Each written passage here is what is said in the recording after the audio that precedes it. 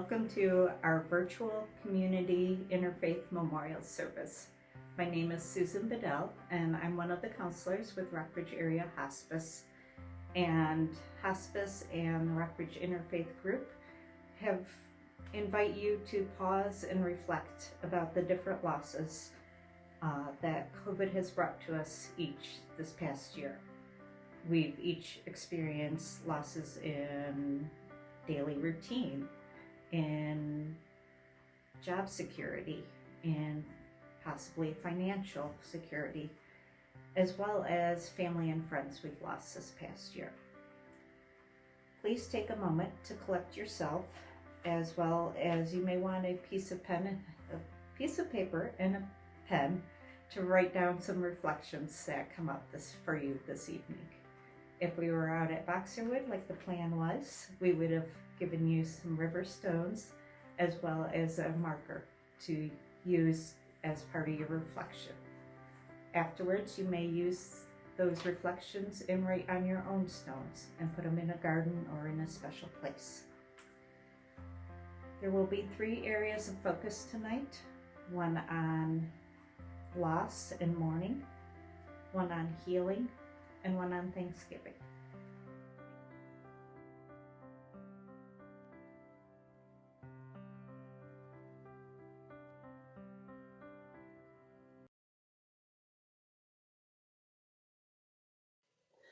We are all just walking each other home.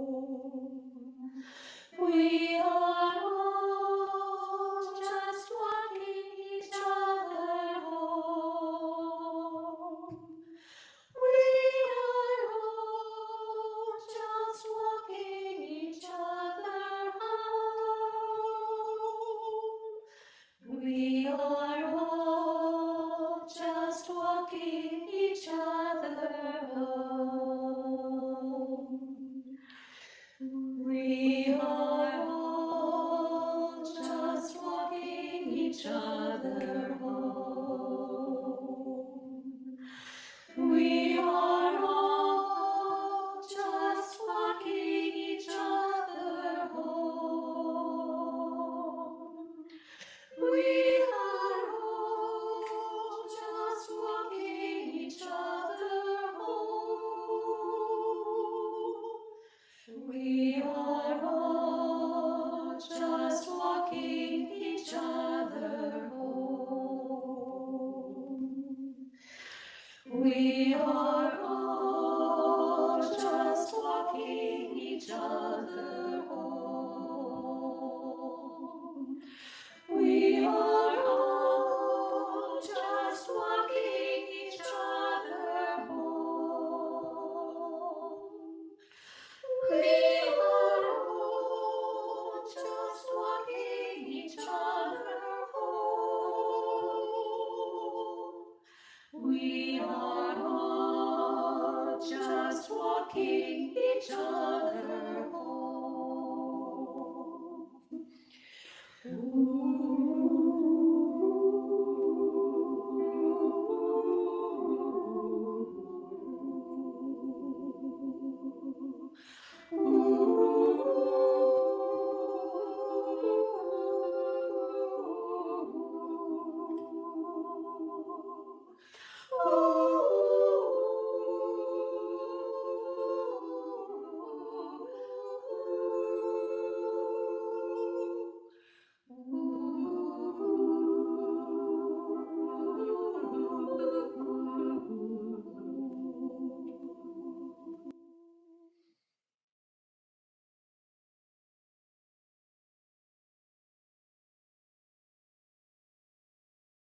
Welcome everyone. My name is Alankrit. I'm a student at WNL. I'm also Hindu. And welcome to this version of our event. We're so sorry that we can't be with you guys in person. But after a year like this, who isn't used to it by now? The event was originally meant to be a way for all of us to come together and recognize the immense loss of life that we've experienced over the past year, several of those people being close to us. The pandemic has neither left us the environment nor the mindset with which to actually process our grief. And right now, we need each other more than ever to do so. So today I'm going to start us off by talking about mourning, and specifically mourning in the Hindu tradition. Mourning in the Hindu tradition begins very soon after a loved one has passed. On the very first day, or the day of death, there's a cremation, and the ashes are released into a river with the hope that the river will meet the ocean, which releases that person's soul. Having to give up your loved one's body so quickly is something really painful, because we're very tangible-based people. We love to hold things. We love tactile connection. And losing that on the very first day after you've lost a loved one is a challenge. And what's even more challenging is returning to the home that you shared with them and seeing their belongings there with them no longer around to need those belongings. There are then 13 days reserved just for grief. Just for grief. It is not expected that you go to work. It is not expected that you fulfill any other obligation that you have to the outside world. Those 13 days are for you and your close family. What this allows is a slow realization and a slow ability to begin to process what has happened and what you feel. Because what you feel can be very different from person to person. I've heard from people who were just angry after their loved one passed because it wasn't fair. And I agree. None of this year has been fair, and I'm so sorry. Some people have reported that they just feel empty because they don't know, like, who am I without this person that I loved so much? And to you, I want to remind that the impact of your loved one on your life is and will always be indelible. Absolutely indelible. If you carry that person with you in your own person, you'll always have them, no matter how cheesy that sounds. It's a way that we mourn. We never truly stop referring to our loved ones in the present tense, because they're always with us. Another aspect of this mourning in Hindu faith is that you are surrounded by close friends and family for those 13 days of mourning. You are not expected to go through your emotions alone. You never will be. Because we don't do anything alone. We don't live alone. We don't love alone. Why should we experience death alone? Having our close ones with us for mourning allows us this discharge of emotions that I think we've been missing a lot this year. That discharge is so important because people have this idea that you should move on after a death. Moving on is not the right word. The only word we can hope for is moving forward. Moving forward with forgiveness for ourselves, because there's a lot that we can think about after our loved ones have passed, because they're not here to stop us from thinking it. We can think, oh my gosh, there was something else I could have done for them. What was it? And you can stay up late at night thinking of all the ways. But moving forward first means forgiving yourself and knowing that your loved one, at the end of their life, probably felt nothing but love. They probably didn't wonder what more you could have done for them. They probably just were thankful for all the love that you have shown them in their life. You might have a river stone with you today. It's kind of our theme. I want to remind you that a river stone gets its shape by being polished through years of flow in a river. That same way, we don't move on. We are shaped by the people that we love, and when they leave, they will not stop shaping us. That is constant, because their love is intangible, and intangible things are things that we don't like. But the fact remains that even after they have passed, after that intense grief, that they are no longer in this world, their love for you always will be. So I encourage you to just keep that stone as a reminder, a tangible reminder of something intangible you held with that person. If you want, you can jot down some special words that remind you of them. Because those memories, although they only live in your head, they're 100% real. And it's important that you keep them around. Our loved ones make us who we are. For that, we're thankful to them. And we miss them. And that's okay.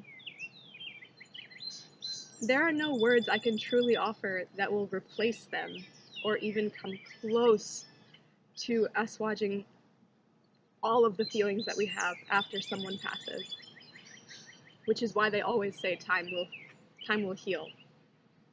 I don't know whether time will heal, but time will help us move forward with them. Thank you. I'm going to pass the mic now, the metaphorical mic. And we're going to start talking about those steps of how do we move forward.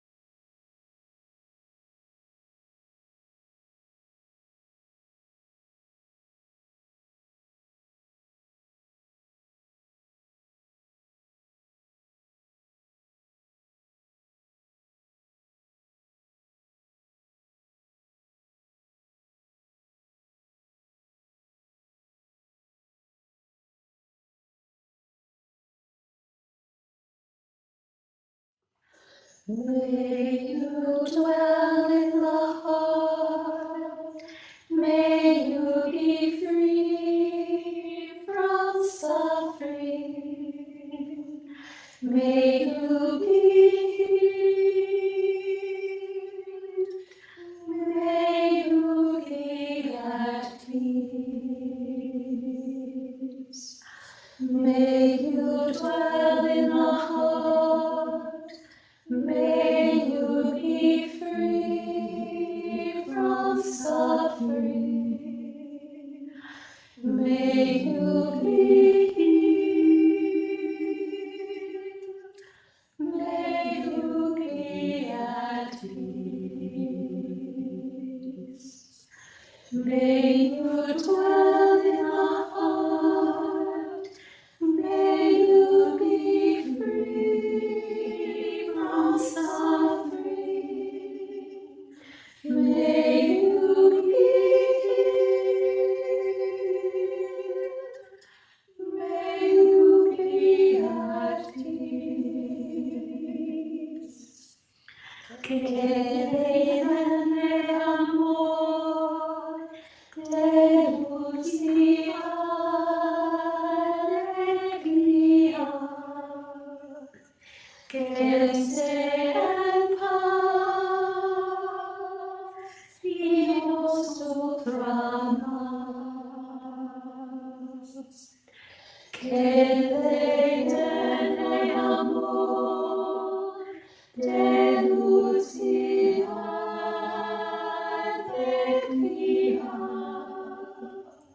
que sea en paz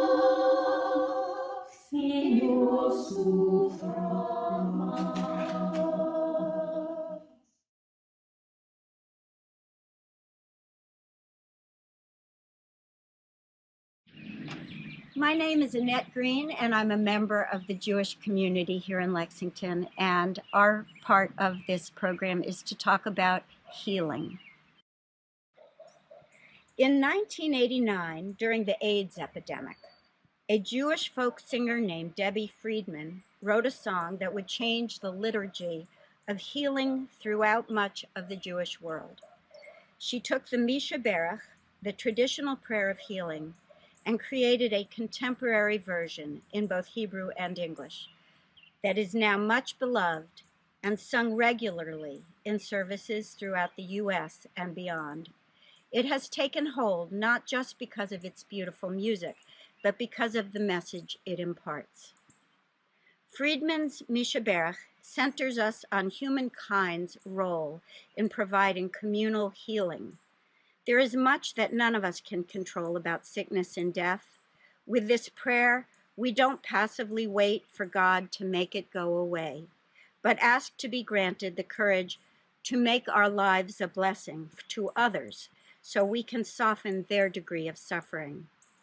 It is a call towards a strengthening of humanity, because in order to find healing, we must help each other first. This truth has never been clearer than during the past year. Our communal suffering could only be addressed with communal care, even if, ironically, that took the form of staying physically apart. This Misha Berach also reminds us that suffering is not just physical, but emotional and spiritual. In it, we ask for refuah shlema, healing and renewal, for more than just our bodies, but for our spirits as well. Most of us were touched with illness and loss of selves or of loved ones during the past year, but certainly all of us were touched with the pain of isolation, disorientation, and fear. For that, we all need healing. We all need to reach out to one another and be a blessing of comfort, compassion, and love. In Jewish services, before we sing the Misha Berach, we are encouraged to say aloud the names of those we know who especially need a prayer. And I invite you now to say the name of someone who is in your heart this evening. If you have a stone with you, you may also want to write that name on your stone, or write something you feel needs healing in your life. Now, Janice Friend, with her beautiful voice, and I will share this prayer of healing with you. Misha Berach Avotenu Mechor HaBracha Leimotenu. May the source of strength, who blessed the ones before us, help us find the courage to make our lives a blessing, and let us say, Amen. Misha Berach Imotenu Mechor HaBracha Leavotenu. Bless those in need of healing with refuah shlema, the renewal of body, the renewal of spirit, and let us say, Amen.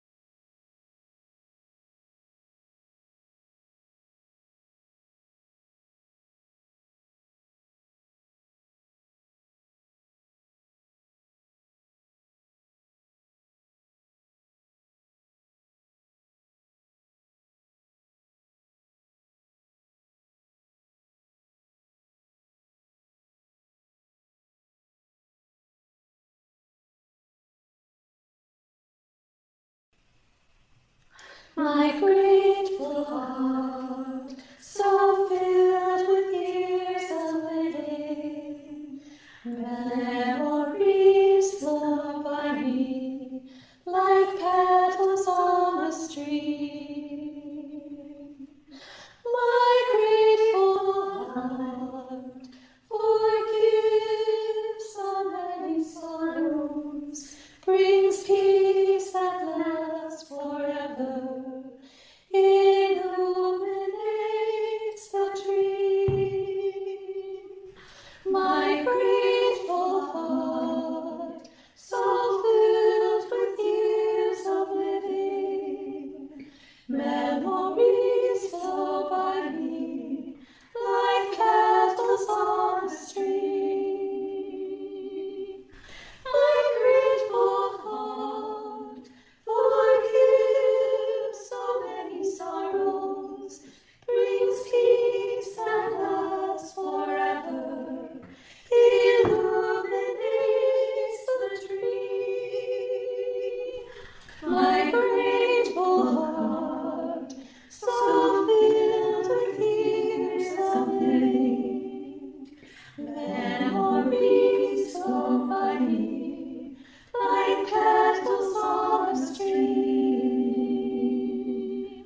My grateful heart forgives so many sorrows, brings peace that lasts forever, illuminates the dream. My grateful heart, so filled with years of living, memories flow by me like petals on the stream. My grateful heart forgives so many sorrows, brings peace that lasts forever, illuminates the dream.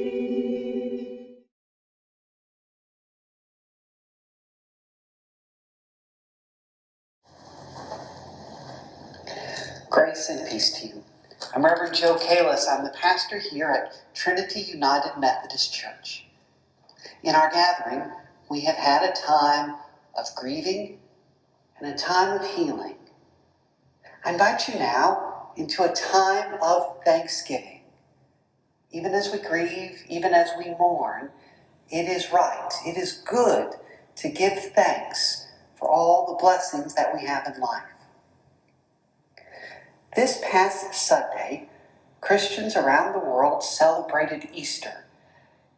We celebrate the resurrection of Jesus, who was crucified, who died, and who was buried in a tomb that was sealed with a large stone. Each of the Gospels reports that those who came to the body on the third day to care for the body of Jesus, they were concerned about how they were going to get access to him, since the tomb had a heavy stone on it. We know what that's like, don't we? We know what that's like to have a huge, heavy obstacle, a stone in our lives that prevents us from living life fully. We all carry with us stones. We carry with us stones of grief, stones of sorrow, stones of shame, stones of injustice, stones of addiction. We each of us also carry with us smaller stones, petty hurts and grievances. We carry so many stones in our lives. The Gospels say that when those who came to the tomb of Jesus on the third day, when they arrived at the tomb, what they found was that the stone was rolled away. And soon they discovered that the body of Jesus was not there. And they heard the good news. Jesus was alive. The tomb was empty. The stone was rolled away. And Jesus was alive. Let's give thanks for all the stones that have rolled away in our lives. I have a stone here in my hand. Let's give thanks for all the ways the stones have been rolled away in our lives. I am thankful that more and more people are getting their COVID shots. I got my second one earlier this week. The stone is rolled away. I am thankful for all the scientists and healthcare workers who are working round the clock to provide care and compassion and healing for so many folks. The stone is rolled away. I am thankful for the folks in our lives who stand with us in times of grief and sorrow and hurt. The stone is rolled away. I am thankful for all the people in my life, both living and dead, who have showered me with love and compassion and generosity. The stone is rolled away. I am thankful for all the opportunities in my life to do as Jesus does, to speak with compassion, to offer kindness, to stand up for justice, to be generous with my time and talents and resources. The stone is rolled away. In this time of silence, let us give thanks for all the stones in our life that are rolled away. Amen.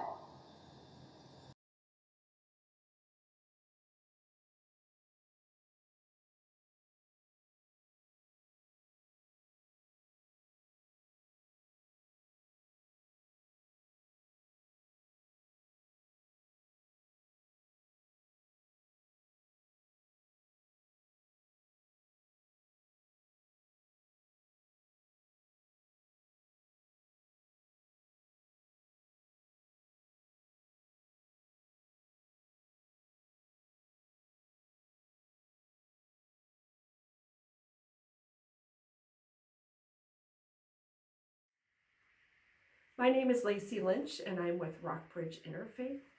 I would like to thank you on behalf of all of us for joining us this evening. We wish you all good health, healing, and peace in the year ahead.